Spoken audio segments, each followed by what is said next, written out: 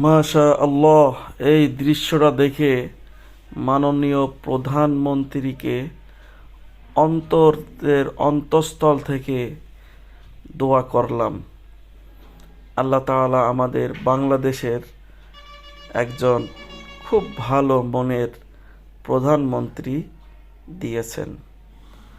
এই জন্য দোয়া করি তার সামনের দিনগুলো যাতে সুন্দর, ন্যায় ও ইনসাফের সাথে চলতে পারে বা ন্যায় ও ইনসাফ কায়েম করতে পারে, এই দোয়াই আমরা বেশি বেশি করে করি।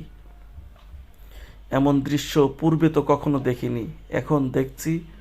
আলহামদুলিল্লাহ, আল্লাহ তাআলার কাছে প্রশংসা।